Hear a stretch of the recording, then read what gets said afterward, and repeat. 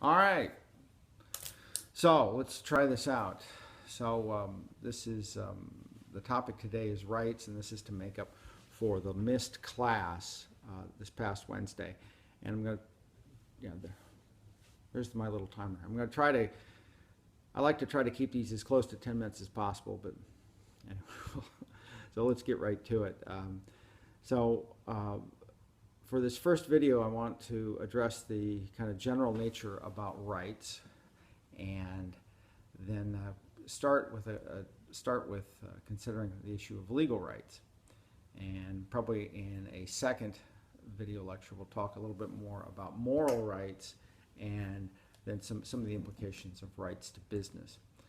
So the other day, last week, I spoke about the topic of this quote-unquote dirty war in Argentina, and I'm fascinated by the story, but I'm also interested in the plight of this woman that I met, this mother named Tati, and especially when she, during her presentation to my group, she said, every mother has a right to know what happens to her child, and I thought that's an important statement to look at and to think about, well, what is the nature of rights, and what are some of the implications? Because it has obviously a very strong appeal to it, but it also introduces some of the complexities of this topic. So let's start first off. A right we can look at is a sense of entitlement. It's a way of saying, listen, when you have a right, you're entitled to something, and you don't have to ask for anyone's permission. You don't have to request their goodwill or anything like that. It is something to which you're entitled, something to which you must be given if you have a right. And the utilitarian considerations are really, they're either secondary or perhaps not relevant at all. So very quickly we get into two kinds of rights, negative rights and positive rights. Now, a negative right means that you have a freedom from interference. So here's a good example. If you were to leave class one day and decide that you want to walk down to the Union, or you want to walk over to the library, or maybe you just want to walk to downtown Towson, that's where you want to get lunch, you have a right, what we sometimes call the freedom of movement.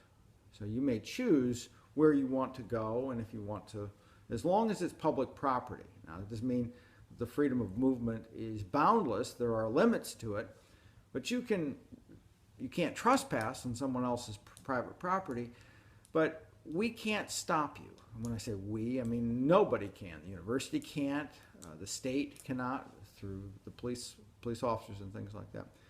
So freedom of movement is a good example of a negative right. It means you have a freedom from interference. No one can get in your way when you have a negative right. So it's as if you can assert yourself. You have a certain amount of, if you will, moral space in which you can act, and nobody can limit that space. The other kind of right is a positive right, and here's where others must actively contribute to your well-being. Others must do something for you. So I found that students sometimes get these two concepts a little mixed up, and it's easy to do because the idea of negative rights and positive rights doesn't really refer to the actor or the person who has the rights. It refers to the others and what kind of claims you can make on others. So again, with negative rights, you're saying to others, this is what you cannot do. With positive rights, you're saying to others, this is what you must do for me. And both of these concepts bring up a very important issue with rights. This is a little bit like the idea of physics or chemistry, which is, for everything that's positively charged, there has to be negative charges. For every right, there must be a corresponding duty. Rights don't exist in isolation. Rights are part of what we encounter when we have relationships and we're part of social networks. If you have a right to something, whether it's a negative right or a positive right, you're making a claim on me. So if you have a negative right, you're saying to me, you cannot do this. You cannot do something. And if you have a positive right, you're saying to me, you must do something for me. And I have to act accordingly. I have a duty toward you. And that's why rights are very powerful concepts, because they're not just something that we arbitrarily claim and then somehow say, well, this is who I am or something like that. We're actually demanding something of others. And we're defining our relationships with others, with our organizations, when we claim that we have rights.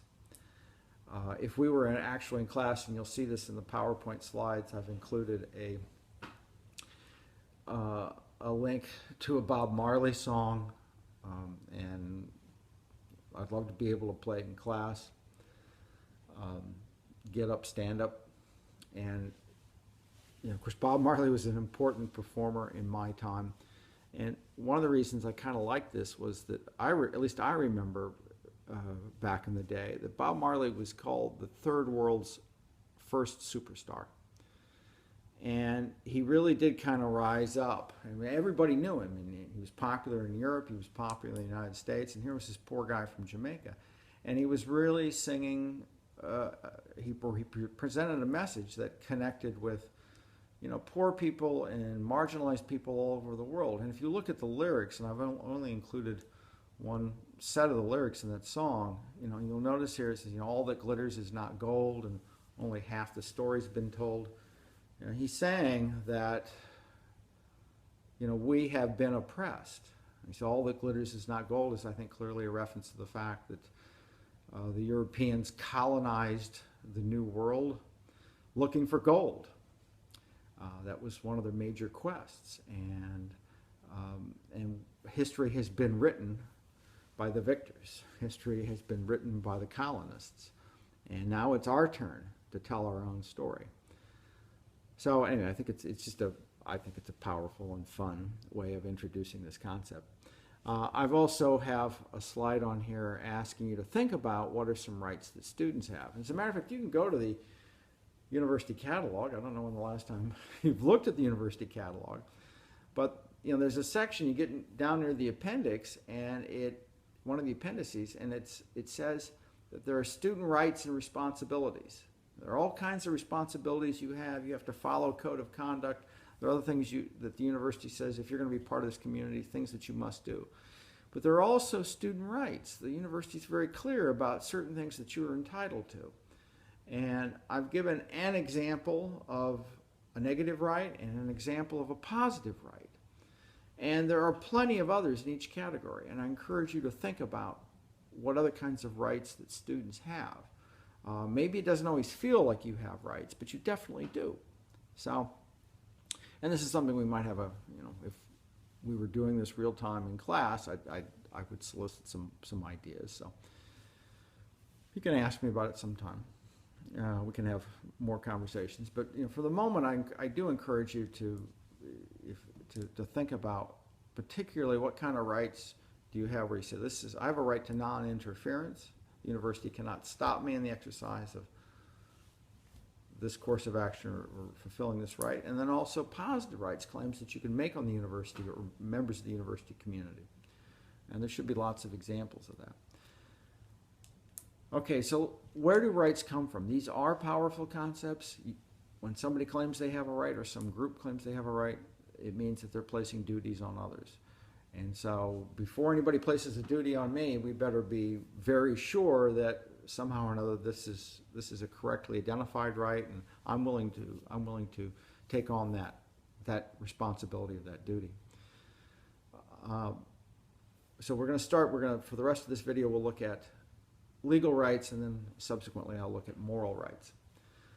I'll tell you what, I'm going to look at the first legal right because I see I'm getting right about the 9-minute mark. So let's talk a little bit about the Constitution. And Donna Wood, I know I'm not going to ask you at any point in the exam what are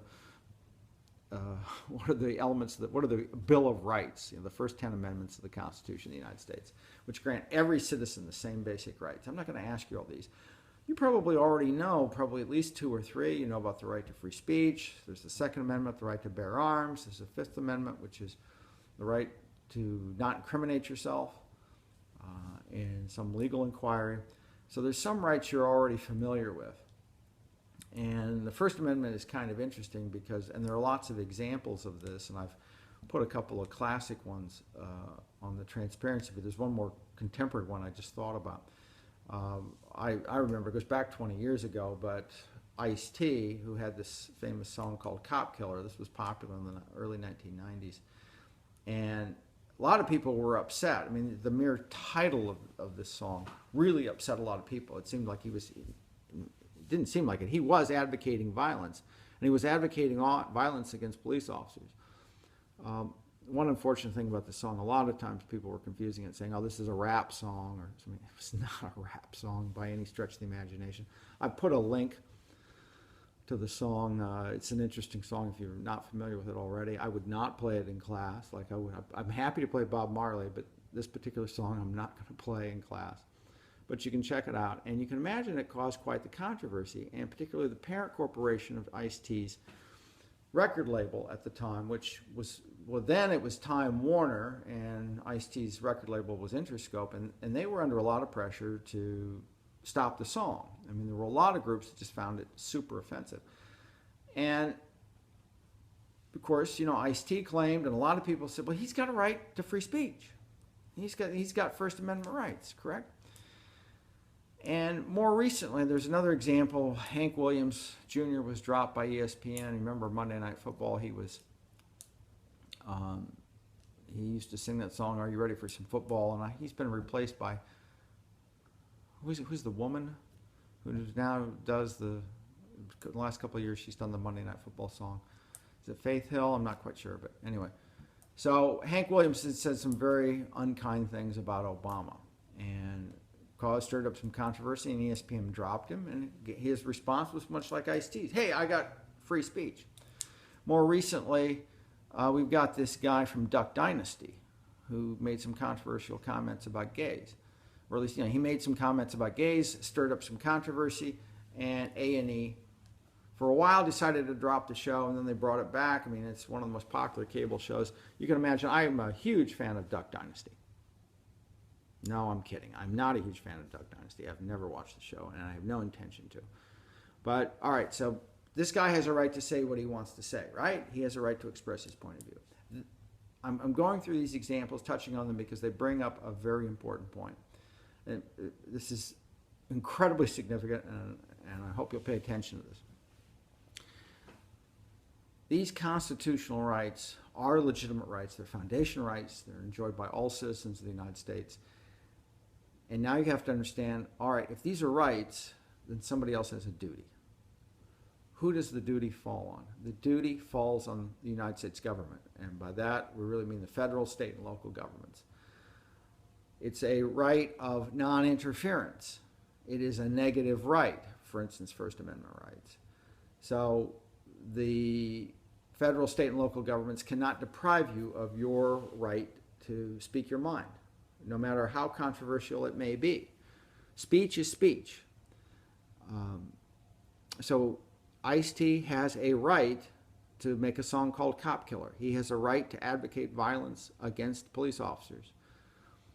Hank Williams can say whatever he wants to.